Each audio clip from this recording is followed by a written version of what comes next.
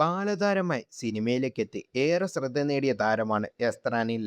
വളരെ ചെറുപ്പത്തിൽ തന്നെ അഭിനയ മികവിലൂടെ ശ്രദ്ധ നേടിയ എസ്തർ ദൃശ്യം എന്ന മോഹൻലാൽ ചിത്രത്തിലൂടെ വലിയൊരു കരിയർ ബ്രേക്ക് ലഭിച്ചു.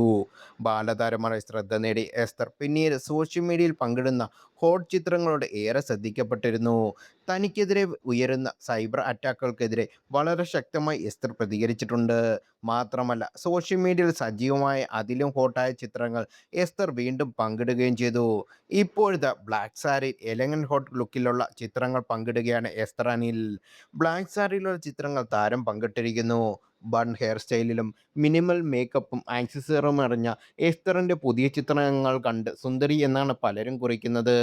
എൻ്റെ സൂര്യപ്രകാശത്തെ എല്ലായിടത്തും കൊണ്ടുപോകുന്ന ഒരു തരം ദിവസമായിരുന്നു അത് എന്ന ക്യാപ്ഷൻ നൽകിയാണ് എസ്തർ ചിത്രങ്ങൾ പങ്കിട്ടിരിക്കുന്നത്.